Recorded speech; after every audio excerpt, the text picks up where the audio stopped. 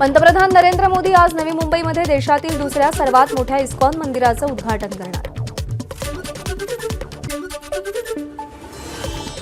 पंतप्रधान मोदींच्या उपस्थितीत आयएनएस सुरत, आयएनएस निलगिरी या युद्धनौका तर वाघशीर ही पाणबुडी आज ताफ्यात सहभागी होणार। नवी मुंबईमध्ये कार्यक्रम पार पडणार।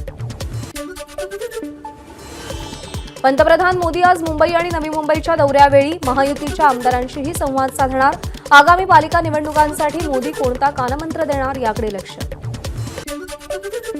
राष्ट्रवादीच्या बैठकीत मुख्यमंत्री फडणवीसांबाबत अजित पवारांनी नाराजी व्यक्त केली।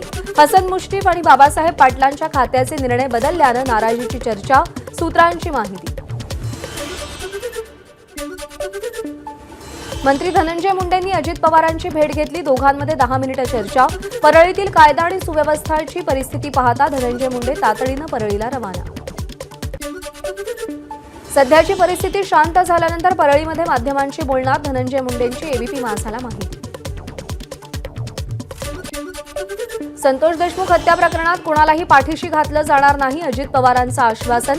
तर चुकीची माणसं असतील तर बाजूला करावी लागतील, धनंजय मुंडेंबाबत अजित पवारांचं वक्तव्य। वाल्मिक कराड सीआयडीच्या ताब्यात, न्यायालयानं कराडला ताब्यात घेण्याची परवानगी दिली। संतोष देशमुखांच्या हत्येच्या गुन्ह्यात कराडला आज पुन्हा कोर्टात हजर केलं जाणार। वाल्मिक कराड समर्थकांची आज सकाळी बैठक होणार। 6 तासाहून अधिक काळ चालू असणारं आंदोलन तात्पुरतं स्थगित। हत्येचं कारस्थान रचणाऱ्यांना फाशी व्हावी, तपास योग्य दिशेनं सुरू राहावा। वाल्मिक कराडवर मकोका लावल्यानंतर धनंजय देशमुखांची प्रतिक्रिया। मकोकानंतर आता 302 अंतर्गत कारवाई करा। वाल्मिक कराडवर मकोका लावल्यानंतर मनोज जरांगेंची मागणी। तसंच ही दरोडेखोरांची टोळी असून त्यांच्यामुळे समाजाला बट्टा लागल्याचंही वक्तव्य। सुरेश धस यांनी मुख्यमंत्री देवेंद्र फडणवीसांची भेट घेतली। 15 ते 20 मिनिटं दोघांमध्ये चर्चा। कोणी मागणी केली म्हणून मकोका लागत नाही, एसआयटीनं त्यांचं काम दाखवलंय, आमदार सुरेश धस यांचं वक्तव्य। हत्या प्रकरणातल्या कोणालाच सोडणार नसल्याचा मुख्यमंत्र्यांनी शब्द दिल्याचाही उल्लेख।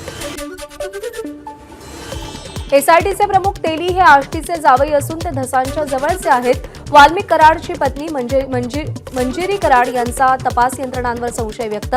सुरेश धस यांचेही सीडीआर काढण्याची मागणी केली।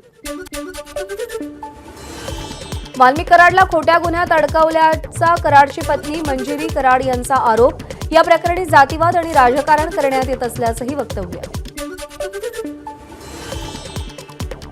धनंजय मुंडेंच्या राजीनाम्याची मागणी होत असती तरी आपण कोणाच्याही राजीनाम्याची मागणी करणार नाही, खासदार बजरंग सोनावणेंची प्रतिक्रिया। तपासात सगळं काही समोर येईल, सोनावणेंचं वक्तव्य। खंडणी प्रकरणी जामिनासाठी वाल्मिक कराडचा अर्ज केज कोर्टाकडे, कराडच्या वकिलाकडून जामिनासाठी अर्ज। वाल्मिक कराडवर मकोका लावल्यानं कराड समर्थकानं उचललं टोकाचं पाऊल। ज्वलनशील पदार्थ अंगावर ओतून घेत आत्मदहनाचा प्रयत्न, समर्थकाचा पाय जळला। बीडच्या परळीमध्ये कराड समर्थकांचं आंदोलन। मनोज जरांगे, सुरेश धस, संदीप क्षीरसागर, जितेंद्र आव्हाड आणि अंजली दमानियांविरोधात बोंब मारो आंदोलन करत निषेध नोंदवला। कायदा हातात घेऊ नका, सगळ्यांच्या भावनांचा विचार आम्ही करतोय, बीडच्या अप्पर पोलीस अधीक्षक चेतना तिडकेंचं कराड समर्थकांना आवाहन। आमदार अपात्रतेसंदर्भात उद्या सुनावणी। विधान परिषद सभापती राम शिंदेंसमोर विधानभवनाच्या सेंट्रल हॉलमध्ये सुनावणी होणार। सोबत नीलम गोऱ्हेंविरोधातील याचिकेवरही सुनावणी होणार। खासगी बैठकीतील ऑडिओ क्लिप मीडियामध्ये जाहीर केली गेली, पदाधिकारी जबाबदारीनं वागतात का?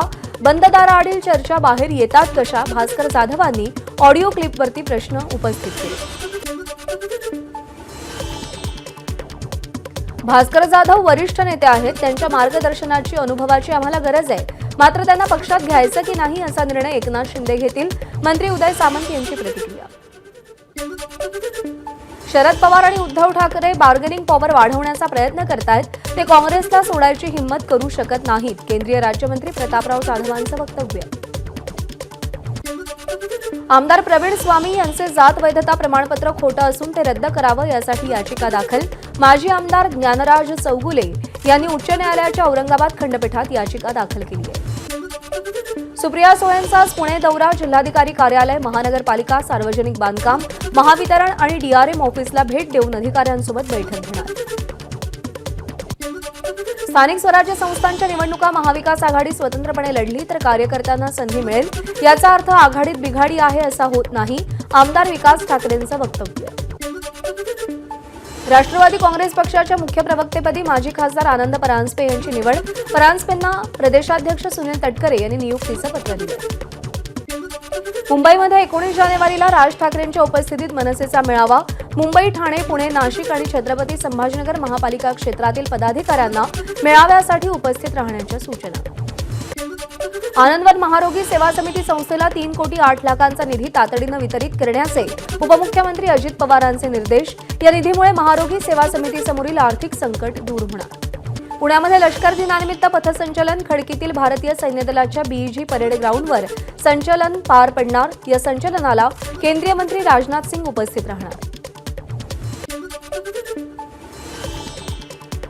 राज्यातल्या प्रार्थनास्थळांवरील बेकायदेशीर भोंग्यांवर काय कारवाई केली? हायकोर्टाचा राज्य सरकारला सवाल. कारवाईचा अहवाल 6 आठवड्यात सादर करण्याचे आदेश. म्हाडाचा भाडेतत्वावरील गृहनिर्मिती पाठोपाठ आता भाडेतत्वावरील कार्यालयांचीही बांधणी करण्याचा निर्णय. गोरेगाव पश्चिम परिसरातील सिद्धार्थनगर इथे 26 मजली व्यावसायिक संकुल उभारलं जाणार.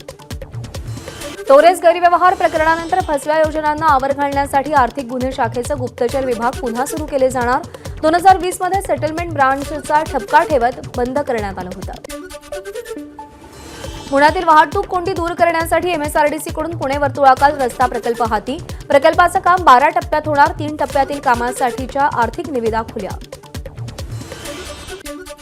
इमारतींमध्ये सोलर पॅनल बसवल्यास तसंच ओल्या आणि सुक्या कचऱ्याचं वर्गीकरण केल्यास मालमत्ता करात 2% सूट मिळणार.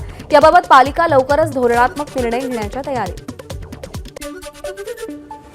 जानेवारी 2025 मध्ये डिसेंबर 2024च्या तुलनेत प्रमुख जागतिक जिन्नसांच्या किमती वधारल्या. विशेषतः खनिज तेलाच्या किमती 1 ते 13 जानेवारी दरम्यान सरासरी 5.8% वाढल्या. नवी मुंबईत एपीएमसी मार्केटमध्ये संक्रांतीमुळे भाज्यांची मोठ्या प्रमाणात आवक. त्यामुळे वाटाणा, गाजर, टोमॅटोसह अनेक पालेभाज्यांचे दर नियंत्रणात. सांगलीतील ठोक बाजारात तुरडाळीचे दर किलोमागे 50 रुपयांनी कमी. तुरडाळीचे दर कमी होऊन लागताच मूग, मसूर आणि हरभरा डाळीचे दरही उतरले. बृहन्मुंबई महानगरपालिका कार्यक्षेत्रामध्ये गार्बेज फ्री अवर मोहीम राबवली जाणार. गर्दीच्या ठिकाणी सकाळी 11 ते 1 या वेळेमध्ये सामूहिक स्वच्छता मोहीम राबवली जाईल. एसटी कर्मचाऱ्यांसाठी प्रत्येक जिल्ह्यात 25 खाटांचा तर बोरिवलीमध्ये 100 खाटांचं रुग्णालय उभारणार. एसटी कर्मचारी आणि त्यांच्या कुटुंबियांसाठी महात्मा फुले जनआरोग्य योजनेतून उपचार केले जाणार. परिवहन मंत्री प्रताप सरनाईक यांची घोषणा. ओला, उबर, रॅपिडो सारख्या खासगी प्रवासी वाहतूक करणाऱ्या कंपन्यांना एकाच नियमावली अंतर्गत आणणार. परिवहन मंत्री प्रताप सरनाईक यांची घोषणा. बुलढाण्यातील केस गळती झालेल्या नागरिकांच्या संख्येत वाढ. नांदुरा तालुक्यात आणखी 20 जणांची भर. सध्या शेगाव आणि नांदुरा तालुक्यातील केस गळती होणाऱ्यांची संख्या 178 वर. आयसीएमआरच्या पथकाकडून केस गळती झालेल्या नागरिकांची तपासणी पूर्ण. करिअरमध्ये अशा पद्धतीची घटना बघितली नाही. डॉक्टरांची प्रतिक्रिया. आयसीएमआरचं पथक पुढचे काही दिवस परिसरातच राहणार. एबीपी माझा, उघडा डोळे बघा नीट.